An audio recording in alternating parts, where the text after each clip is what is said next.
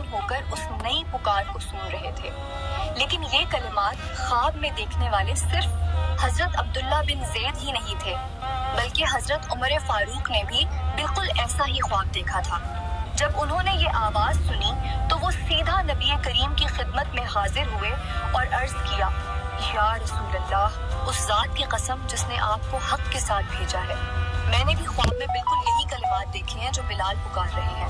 یہ تھا اذان کا آغاز، نہ آگ، نہ جھنڈا، نہ گھنٹی، یہ اللہ کا طریقہ تھا۔ یہ وہ پکار تھی جس پر دو عظیم صحابہ کے خواب تھے۔ چلیے اب اس پکار کو سمجھتے ہیں آسان طریقے سے۔ دیکھیے، سب سے پہلے یہ سمجھنا ضروری ہے کہ اذان صرف ٹائم ٹیبل نہیں ہے کہ چلو بھائی نماز کا ٹائم ہو گیا، نہیں، یہ ایک مکمل دعوت نامہ ہے، یہ ایک اعلان ہے۔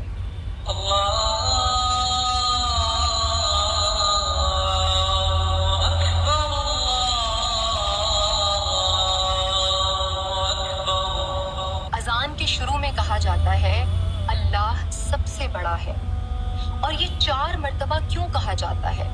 کیونکہ جس وقت اذان ہوتی ہے تم کچھ بھی کر رہے ہو، تم اپنے باس کے سامنے ہو، تم کوئی بہت بڑی بزنس ڈیل کلوز کر رہے ہو، تم دنیا کے سب سے ضروری کام میں ہو، اذان کہتی ہے رک جاؤ، جو کچھ تم کر رہے ہو اللہ اس سے بڑا ہے، جس کام کے لیے تمہیں بلایا جا رہا ہے وہ اس سے بڑا ہے، اور جو بلا رہا ہے وہ سب سے بڑا ہے۔ اشہد ان لا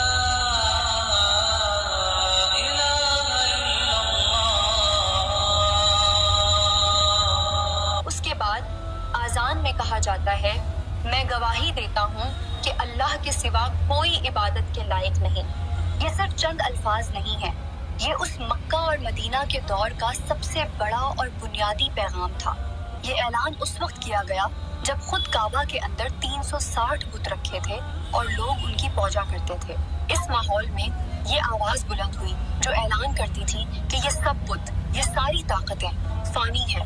یہ گواہی ایک انقلاب تھا جو یہ اعلان کر رہی تھی کہ ہر قسم کی بڑائی، ہر قسم کی عبادت صرف اور صرف ایک اللہ کے لیے ہے۔ یہ کلمہ اذان کا دل ہے۔ اشہد ان محمد رسول اللہ۔